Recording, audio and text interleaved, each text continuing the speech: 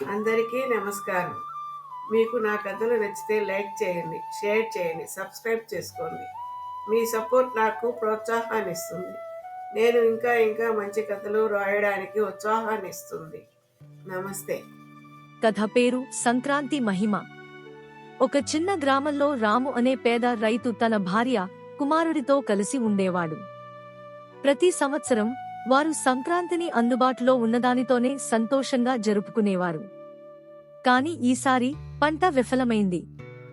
అన్నం లేదు, బెల్లం లేదు, పాలు కూడా లేవు. విధి వైఖరికి బాధపడుతూ రాము బాధగా ఊపిరి విడిచాడు. ఈసారి మనం సంక్రాంతిని జరుపుకోలేం. అయితే అతని కుమారుడు రవి చిరునవ్వుతో చెప్పాడు, నాన్నా, సంక్రాంతి అన్నది కేవలం భోజనం గురించి కాదు, కృతజ్ఞత గురించి. మనం దేవుడికి పూజ చేయడాన్ని ఆపకూడదు. వారు ఏ ప్రత్యేక పదార్థాలు లేకపోయినా ఇంటి ప్రాంగణాన్ని శుభ్రం చేసి, రంగోలితో అలంకరించి, ఖాళీ పానేని పెట్టి సూర్యదేవునికి ప్రార్థనలు చేశారు.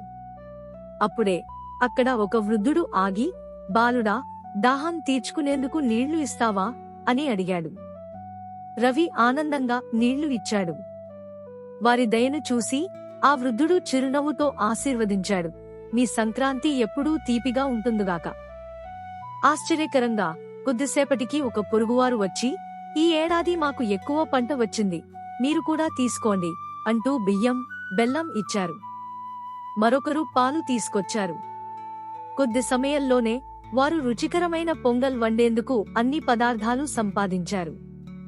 అందరూ కలిసి పొంగల్ తింటూ ఉండగా రాము అర్థం చేసుకున్నాడు, సంక్రాంతి అనేది మన దగ్గర ఏముంది అనే దానికంటే మనం ఇతరులతో ఏమి పంచుకుంటున్నామో దానిపై ఆధారపడి ఉంటుంది. నీతి: నిజమైన పండుగ కృతజ్ఞత, దయలోనే ఉంటుంది.